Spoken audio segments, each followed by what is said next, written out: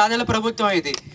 ఎందుకు ఇలా చెప్తున్నానంటే మన గర్భిణీ స్త్రీ ఉన్నారనుకోండి, ఆ పోషకాహారం నుంచి అవ్వాతాతల పెన్షన్ వరకు ప్రతి కార్యక్రమాలు ఉన్నాయి. మీ మహిళలు చాలామంది ఉన్నారు, ఈ చూస్తున్నారు. ఈ 5 సంవత్సరాల్లో డైరెక్ట్గా బటన్ నొక్కితే మీ అకౌంట్లోనే, ఏ దళారులు లేకుండా ఎప్పుడు జరగలేదు ఇది. అలాంటి ప్రణాళికలతో మీ ముందుకు మీ గురించి ఆలోచించే మనుషులే అలాంటి ముఖ్యమంత్రి, మన ముఖ్యమంత్రి శ్రీ జగన్మోహన్ రెడ్డి గారు. అలాంటి ముఖ్యమంత్రిని మళ్ళీ వస్తేనే ఇలాంటి కార్యక్రమాలు కొనసాగుతాయి. అది కూడా గమనించాలని మీ అందరికీ కోరుతున్నాను. ఒకరు ఇద్దరు ఉండొచ్చు, ఎవరిని మనం ఈ పార్టీయా ఆ పార్టీయా అని ఎప్పుడు చూడలేదు. ఎప్పుడు పని చేస్తూనే ఉన్నాం. మీ ఊరి ప్రగతి గురించి, మన మండలం ప్రగతి గురించి, మన చీపురుపల్లి నియోజకవర్గం ప్రగతి గురించి ఎప్పుడు ఆలోచించామే తప్ప ఇప్పుడు ఎలాంటివి ఎవరికి విపత్తు చూపకుండా చూసే ప్రభుత్వం ఇది. అలాంటి ప్రభుత్వాన్ని మనం గెలిపించుకోవాలని మీ అందరికీ మళ్ళీ ఇంకొకసారి అందరికీ తెలియజేస్తున్నాను.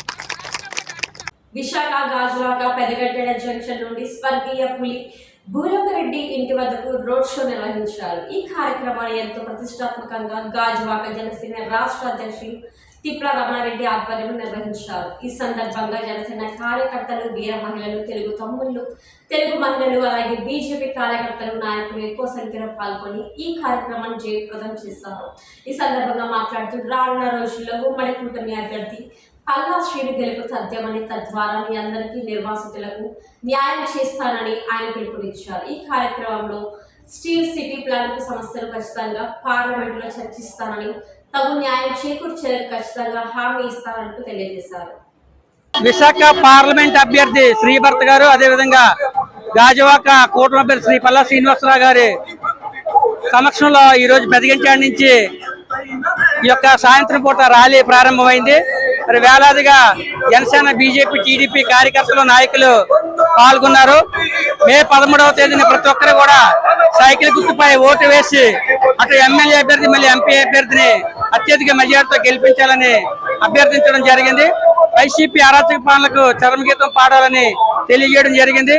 కరెంటు బిల్లులు కానివ్వండి, ఇంటి ఛార్జీలు కానివ్వండి, నిత్యావసర సరుకులు అన్ని పెంచేస్తూ రాష్ట్రాన్ని అప్పులు పాలు చేసినటువంటి వైఎస్ఆర్సీపీ ప్రభుత్వం ఖచ్చితంగా మే 13వ తేదీన వెళ్ళిపోవడం ఖాయం. జూన్ 4వ తేదీన అందరి మన కూటమి అభ్యర్థి అందరూ కూడా విజయం సాధిస్తారు. రాష్ట్రంలో ఎన్డీఏ కూటమి వస్తుంది. అదేవిధంగా దేశంలోనూ కూడా ప్రధానమంత్రి శ్రీ నరేంద్ర మోదీ గారి నాయకత్వంలో ఎన్డీఏ కూటమి ఖచ్చితంగా అధికారంలోకి వస్తుంది. అటు కేంద్రంలో, రాష్ట్రంలో డబుల్ ఇంజిన్ పరిపాలన ద్వారా అటు కేంద్రం అన్ని రంగాల్లోనూ అభివృద్ధి చెందుతుంది. అదేవిధంగా రాష్ట్రం కూడా అన్ని రంగాల్లో అభివృద్ధి చెందే విధంగా మనమంతా బాధ్యతగా కూడా మరి ఇక్కడ గాజువాక అభ్యర్థి శ్రీ పల్లా శ్రీనివాసరావు గారికి అందరూ సైకిల్ గుర్తుపై ఓటు వేసి గెలిపించాలని మేము కోరడం జరిగింది. ఈ కార్యక్రమం శ్రీ తిప్పల రమణారెడ్డి గారు, అదేవిధంగా మా పెదగంటాడ మండల శ్రీ కిలారి ముసలయ్య గారు, మిలకపల్లి ప్రకాష్ గారు, లక్ష్మి గారు, రాజేశ్వరి గారు, ఈ ప్రాంతంలో ఉన్న నాయకులు, కార్యకర్తలు అందరూ పాల్గొన్నారు. అదేవిధంగా జనసేన నుంచి కోన తాతారావు గారు, చిన్నప్పారావు గారు, వీళ్ళంతా పాల్గొన్నారు. వారందరికీ ధన్యవాదాలు తెలియజేస్తారు.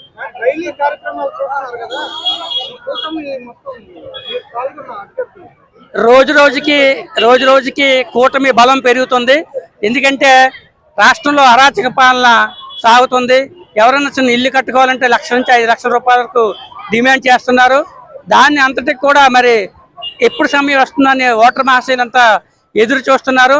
రోజుకి కూడా జాయినింగ్స్ విపరీతంగా కూటమిలో జాయినింగ్స్ పెరుగుతున్నాయి.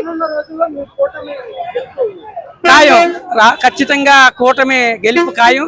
రాష్ట్రంలోను, కేంద్రంలోను కూడా కూటమే గెలుస్తుంది.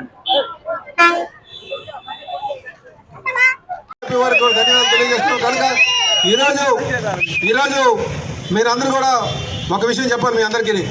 నేను 38 రోజులుగా 6 గంటలకు తగ్గకుండా నేను ప్రజల్లో తిరుగుతున్నా, ఇంటింటికి వెళ్తున్నా. కానీ ఎక్కడికి వెళ్ళా సరే వాళ్ళ ముఖంలో ఒక ఆనందం కనిపిస్తుంది. ఏమిటబ్బా ఈ ఆనందం అని. ఆనందం ఏంటంటే, బాబు 5 సంవత్సరాలుగా మాకు ఈ ప్రభుత్వాన్ని విమర్శిస్తే మా మీద దాడులు చేస్తున్నారు, అరెస్టులు చేస్తున్నారు, కేసులు పెడుతున్నారు, స్కీమ్స్ కట్టేస్తున్నారు. మాకు రేపు రాబోయే 4 రోజుల్లో స్వేచ్ఛ వస్తుంది. మా ఇష్టం వచ్చినట్టు ఉండొచ్చు, మాకు నచ్చితే నచ్చిందని చెప్పవచ్చు, నచ్చకపోతే ఈ ప్రభుత్వాన్ని విమర్శించవచ్చు. అలాంటి స్వేచ్ఛ రాబోతుంది. అంటే రేపు ఖచ్చితంగా ఎన్డీఏ కూటమి అధికారంలోకి రాబోతుందని చెప్పేసి మాకు చెప్తున్నారు. వాళ్ళ ముఖంలో ఆనందపడి. కనుక సోదరులారా, మనం 5 సంవత్సరాలుగా వీళ్ళు ప్రభుత్వాన్ని విమర్శిస్తే వాళ్ళ మీద దాడులు చేస్తున్నారంటే మన గొంతు నొక్కుతున్నట్టుగా. మన గొంతు నొక్కుతున్నారంటే మనం బానిస బ్రతుకుతున్నట్టుగా. ఇది మీరు అందరూ కూడా గమనించాలి. రేపు మనకు రాబోతుంది స్వేచ్ఛ రాబోతుంది. ఖచ్చితంగా ఎన్డీఏ కూటమి అధికారం రాబోతుంది. ప్రజారాజ్యాంగ పాలన అందించబోతున్నామని చెప్పి ఈ సందర్భంగా తెలియజేస్తూ, అలాగే మేము అనేక సంక్షేమ పథకాలు పెట్టాం. రేపు రాబోయే రోజుల్లో మహిళలకి ఉచితంగా బస్సు ఇవ్వబోతున్నాం, బస్సు ప్రయాణం చేయబోతున్నాం. అలాగే ఆటోలకి ఖచ్చితంగా మంచి చేయబోతున్నాం. ఆటో ఎవరైతే ఉన్నారో దాన్ని ఇబ్బంది పడుతున్నారు. అలాగే ప్రతి ఇంటికి 3 సిలిండర్లు ఇవ్వబోతున్నాం. ఇదే కాకుండా అమ్మకు వందనం అని చెప్పి ఎంతమంది పిల్లలు చదువుకుంటే వాళ్ళకి 15,000 చెప్పిన ఇవ్వబోతున్నాం. ఇదే కాకుండా ఆడపిల్లలకి ఉద్యోగం లేని వారికి 1,500 రూపాయలు కూడా ఇవ్వడానికి మా ఆలోచన చేసామని చెప్పేసి మేనిఫెస్టోలో పెట్టడం జరిగిందని చెప్పి ఈ సందర్భంగా తెలియజేస్తూ, ఇది కాకుండా సుమారు 20 లక్షల ఉద్యోగాలు క్రియేట్ చేయడం ధ్యేయంగా రేపు ముందుకెళ్తున్నామని కూడా ఈ సందర్భంగా తెలియజేస్తున్నాం. ఈరోజు ఎక్కడికి వెళ్ళండి, ఏ ఇంటికి వెళ్ళండి, పిల్లలకు ఉద్యోగాలు లేకుండా చాలా ఇబ్బంది పడుతున్నటువంటి పరిస్థితి ఉంది. రేపు తెలుగుదేశం, జనసేన, బీజేపీ కూటమి అధికారంకి వస్తే ఖచ్చితంగా 20 లక్షల ఉద్యోగాలు క్రియేట్ చేసి యువతకు మంచి భవిష్యత్తు ఇస్తామని చెప్పి తెలియజేస్తూ, ఇలాంటి వాలంటీర్ ఉద్యోగాలు ఇచ్చడం కాదమ్మా, 5,000 ఉద్యోగాలకి 5,000 ఇచ్చి పిల్లల భవిష్యత్తు పాడు చేస్తున్నారు. ఇది మీరు గమనించాలి. 5,000 ఉద్యోగాలు అంటే 5,000 రూపాయల కంటే నేను 500 మందిని పెట్టుకుంటా. అదొక ఉద్యోగం అని అడుగుతున్నాను. ఉద్యోగం అంటే ఒక గౌరవప్రదంగా ఉండాలి. అది ఇంటిని పాలన భరించగలిగేటువంటి ఉద్యోగం ఉండాలి. అంత ఒక గౌరవప్రదమైనటువంటి ఆదాయం ఉండాలి. అంతేగాని ఏదో నేను ఉద్యోగం ఇచ్చానని మా నామకావస్తు చేసి పిల్లల భవిష్యత్తును పాడు చేసినటువంటి చర్య గత 5 సంవత్సరాలుగా జరిగింది. రేపు రాబోయే రోజుల్లో ఖచ్చితంగా మంచి ఉద్యోగ అవకాశాలు కల్పిస్తామని చెప్పి ఈ సందర్భం మీకు తెలియజేస్తూ, మరొక మారు ఇందులో పాల్గొన్నటువంటి ప్రతి ఒక్కరు కూడా పేరున ధన్యవాదాలు తెలియజేస్తూ, ఇంత చక్కని కార్యక్రమం ఏర్పాటు చేసినటువంటి మా సోదరులకి, మా జనసేన నాయకులు రమణారెడ్డి గారికి మరొక మారు ప్రత్యేకంగా ధన్యవాదాలు తెలియజేస్తూ సమర్పిస్తున్నాను.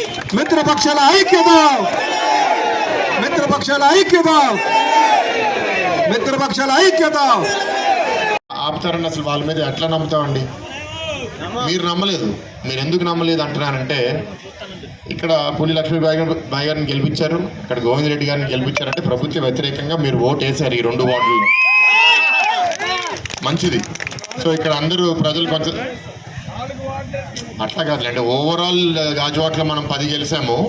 బట్ ఇక్కడ పక్కన ఉన్న వార్డుల గురించి చెప్తున్నాం.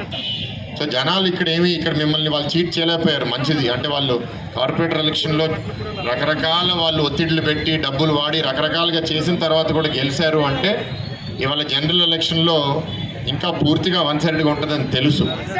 కానీ మనం కానీ రిలాక్స్ అయ్యి, మీలో ఎవరైనా సరే ఇంటింటికి వెళ్లకుండా, సీనియర్ సిటిజన్స్ని ఓటింగ్కి తీసుకుని రాకుండా, అలాగో ఓటు పడిపోతుంది కదా అని రిలాక్స్ అయితే మాత్రం దెబ్బతింటాం. నేను ఏ స్పీచ్కి వెళ్ళినా కూడా చెప్తున్నా, ఇవాళ గెలుపు గాజువాకలో ఖాయం. పల్లా గారిని మీరు గెలిపిస్తారు.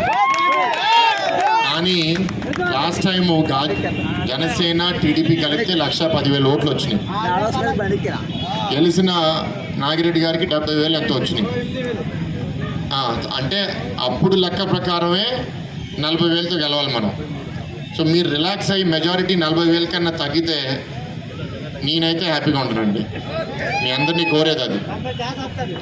40,000 దాటితే అంటే 1 ఓటుతో కాదు, 10 ఓట్లతో కాదు, మినిమం 10,000, 20,000 ఓట్లు 40,000 కన్నా ఎక్కువ రావాలి. ఆ ఛాలెంజ్ మీరు తీసుకుంటారా? అది తీసుకోవాలి అంటే ఓటింగ్ పర్సంటేజ్ ఎక్కువ రావాలి. అందరినీ ఓటింగ్కి తీసుకుని రావాలి. ఎవరన్నా ఉద్యోగాల కోసం ఒక దగ్గరికి వెళ్తే వాళ్ళని కూడా పిలిపించుకొని ఓటింగ్ చేయించుకోవాలి. చాలా పక్కాగా చేయాలి. జనరల్గా సెంటిమెంట్ బాగుంది కదా, ఓటు పడిపోతుందని రిలాక్స్ అయితే మాత్రం మనం ఫెయిల్ అవుతాం. అదొకటే పాయింట్. ఎందుకంటే ఇవాళ గాజువాకలో ప్రజల తీర్పు చాలా క్లియర్గా ఉంది. కానీ అది ఓటింగ్లో మార్చుకునే బాధ్యత మనందరి మీద ఉంది అండి. నేను కూడా విన్నపం చేసుకోవాలి కదా, 2 సైకిల్స్కి ఓటేయండి. పల్లా గారికి, నాకు మీరు ఓటేసి మంచి మెజారిటీతో గెలిపించాలని మీ అందరినీ కోరుతున్నాను. తొందరగా మాట్లాడడానికి కారణం ఏంటంటే, సండే కదా, ఇవాళ చాలా మీటింగ్లు పెట్టేశారు సండే కాబట్టి. సో నాకు మళ్ళీ సిటీలో ఇంకో మీటింగ్ ఉందండి, అందుకే దానికి తొందరగా వెళ్ళి మళ్ళీ తిరిగి వచ్చేస్తా గాజువాక్కి.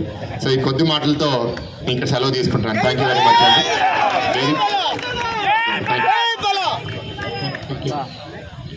ఇప్పుడు మన బీజేపీ గాజువాక నియోజకవర్గ సమన్వయకర్త కర్నూలు నరసింహ గారిని మాట్లాడాల్సి. సభాధ్యక్షులు, జనసేన రాష్ట్ర స్థాయి నాయకులు